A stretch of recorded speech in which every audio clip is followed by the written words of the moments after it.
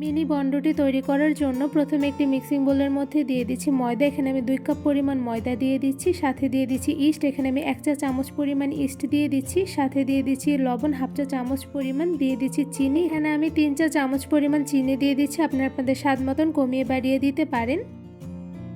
এবার দিয়ে দিচ্ছি নর্মাল টেম্পারেচার রাখা মুরগির ডিম। ফ্রিজে থেকে থাকলে আধা ঘন্টা আগে বের করে রাখবেন। এবার ময়দার সঙ্গে সবগুলো উপকরণ খুব ভালোভাবে মেখে মিশিয়ে নিব।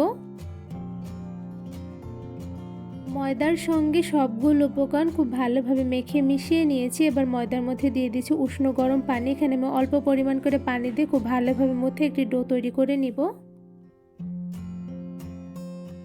ময়দার মধ্যে একবারে বেশি পানি দিতে যাবেন না, অল্প পরিমাণ করে পানি দিয়ে খুব ভালোভাবে মধ্যে একটি সফট ডো তৈরি করে নিব। তো এই পর্যায়ে দেখতেই পাচ্ছেন অনেকটা পরিমাণে সফট ডো তৈরি করে ফেলেছি। এবারে ময়দার মধ্যে দিয়ে দিচ্ছি রান্নার তেল। এখানে আমি 1 টেবিল চামচ পরিমাণ রান্নার তেল দিয়ে দিচ্ছি। এবার ময়দার ডোর সঙ্গে রান্নার তেলগুলো খুব ভালোভাবে মেখে মুথে নিব। কিছুক্ষণ সময় নিয়ে ময়দার ডোগুলো খুব ভালোভাবে মুথে নিয়েছি। এ পর্যায়ে দেখতেই পাচ্ছেন ময়দার ডোগুলো কিন্তু ভীষণ পরিমাণে সফট হয়েছে। এবার একটি ঢাকনা দিয়ে ঢেকে ময়দার ডোগুলো একটি সাইডে 20 মিনিটের মতন রেস্টে রেখে দিব। ময়দার ডোগুলো 20 মিনিটের মতন রেস্টে রেখে দেওয়ার পর দেখতেই পাচ্ছেন অনেকটা পরিমাণে ফুলে গিয়েছে। এই পর্যায়ে ময়দার ডোগুলো খুব ভালোভাবে মুথে নিব। ময়দার ডোগুলো কিছুক্ষণ খুব ভালোভাবে মুথে ভেতর থেকে বাতাস বের করে নিয়েছি। এবারে ময়দার ডো থেকে ছোট সাইজ করে একটি লিচি কেটে নিব। ছোট সাইজের লিচি কেটে নেওয়া হয়ে গিয়েছে। এবার লিচি দিয়ে আমি একটি রুটি বেলে নিব। রুটি বেলে নেওয়ার জন্য ফিরের উপরে দিয়ে দিচ্ছি অল্প পরিমাণে ময়দা। এবার লিচিটা দিয়ে খুব ভালোভাবে লিচির সঙ্গে ময়দাগুলো লাগিয়ে নিব। এবার একটি বেলুনের সাহায্যে লিচি দিয়ে আমি ছোট সাইজ করে একটি রুটি বেলে নিব। লিচি দিয়ে ছোট সাইজ করে একটি রুটি বেলে নিয়েছি। রুটিটা কিন্তু খুব পাতলা করিনি, কিছুটা পরিমাণে মোটা রেখে বেলে নিয়েছি। কতটুকু পরিমাণে মোটা রেখেছি আশা করি দেখেই বুঝতে পারছেন। এবার এই রুটিটা আমি ছুরির সাহায্যে কেটে নিব। এরপর যে গোল রুটিটা আমি ছুরির সাহায্যে 4 কোণা করে কেটে নিব। ছোট সাইজের বেলে নেওয়া রুটিটা আমি ছুরির সাহায্যে 4 কোণা করে কেটে নিচ্ছি। আর সাইডের যে অবশিষ্ট রুটিগুলো আছে সেগুলো আমি একটি সাইডে রেখে দিব।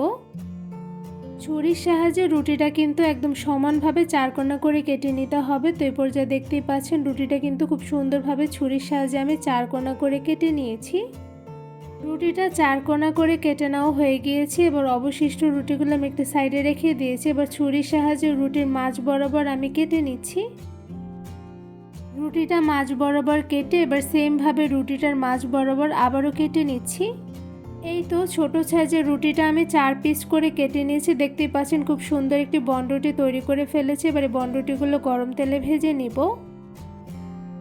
বনরুটি ভাজার জন্য একটি প্যানের মধ্যে দিয়ে দিচ্ছি পরিমাণ অনুযায়ী রান্নার সয়াবিন তেল।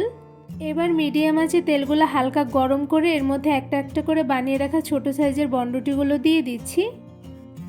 সবগুলো বনরুটি গরম তেলের মধ্যে দিয়ে দিয়েছি। এবার চুলার আঁচটা একদম মিডিয়াম টু লোতে রেখে কিছুক্ষণ সময় নিয়ে বনরুটিগুলো ভেজে নিব।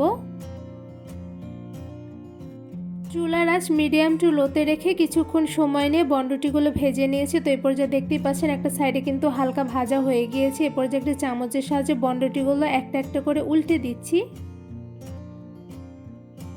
মিডিয়াম আঁচে কিছুক্ষণ সময় নিয়ে আমি বনরুটিগুলো ভেজে নিয়েছি। তো এরপর যা দেখতেই পাচ্ছেন বনরুটিগুলো কিন্তু অনেকটা পরিমাণে ফুলকো হয়েছে। তো এরপর যে বনরুটিগুলো একটা চামচের সাহায্যে সেমভাবে আবার একটা একটা করে উল্টে নিচ্ছি। ছোট সাইজের বনরুটিগুলো ভাজতে কিন্তু খুব একটা বেশি সময় লাগে না। চুলার আঁচটা মিডিয়ামে রেখে কিছুক্ষণ সময় নিয়ে ভাজলেই কিন্তু খুব সুন্দর কালার চলে আসে। চুলার আঁচটা মিডিয়াম টু লোতে রেখে কিছুক্ষণ সময় নিয়ে বনরুটিগুলো ভেজে নিয়েছে। তো এরপর যা দেখতেই পাচ্ছেন বনরুটির উপরে কিন্তু খুব সুন্দর গোল্ডেন ব্রাউন কালার চলে এসেছে। এরপর যে সবগুলো বনরুটি আমি একটা ছাঁকনির সাহায্যে ছেঁকে তুলে নিব। সবগুলো বনরুটি ছাঁকনি দিয়ে ছেঁকে নিয়েছি। এবার এই বনরুটিগুলো আমি একটি ঝুড়িতে তুলে নিব।